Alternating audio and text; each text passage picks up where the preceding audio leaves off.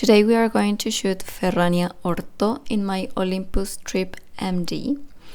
If you have seen my previous videos shooting Ferrania Orto, you might remember that I was very tempted to shoot a complete roll of flowers with this film stock and this point and shoot. So I actually did it this time. I went to this beautiful rose garden to shoot the last roses of the season, and it was pretty cool. I mean, look how these red flowers turn out black with the film.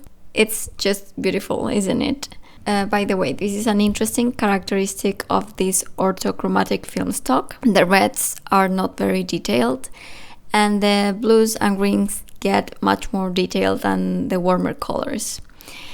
So I thought it could be interesting for you to see some of the clips with color and then see how the colors behave in black and white, which for me was super interesting.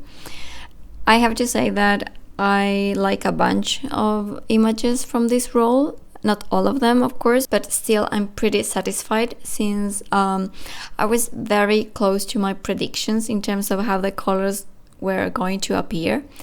However, I still struggle to predict how the point and shoot is going to behave. For example, I like this image, but not the next one very much. Still, it's fun to use this camera every now and then, especially, I don't know, when I'm feeling not super motivated. It helps me to get my rhythm back and to feel motivated again, because it requires no effort. I don't think so much when I'm trying point and shoots, so yeah, it feels easier. Yeah, it's fun. Anyway, I was thinking to share very briefly how my experience with black and white has changed. If I can be honest with you, I started to shoot black and white just because it was cheaper than color film, but I wasn't really attracted to it, nor interested in learning about it. But little by little, as time goes by and as I practice with different black and white film stocks, it gets more and more fascinating. For example, I had no idea that with different formulas colors behave differently, and I have developed a different way to see light, for example, and also a different taste. I think that's the part I like the most. I mean, as you try new things and expose yourself to new materials, experiment and push yourself a little bit, your style and taste start to change, and I love that. Now, for example, I know that I like contrasty, kind of nosy and dirty black and white images.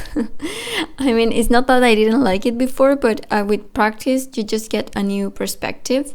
I feel more conscious about it. I am able to articulate that I like this, you know, so it's interesting. Anyway, I think I'm going to buy more of this film stock eventually and try it with my Nikon FM, especially now that it's summer and we have bright days, since this is a low ISO. Also, I have one roll in medium format, so tell me if you would like to see a video shooting that one too. Anyway, how are you doing, guys? Please tell me in the comments how your film photography practice is going. I would love to know about you, and also if you can recommend me black and white film stocks that you like, I would be so happy. So yeah, I hope you enjoyed this short photography session, and see you in the next video, which is going to be much longer and closer to what I usually do. Remember to subscribe, like, comment and share, and see you soon. Bye bye and take care.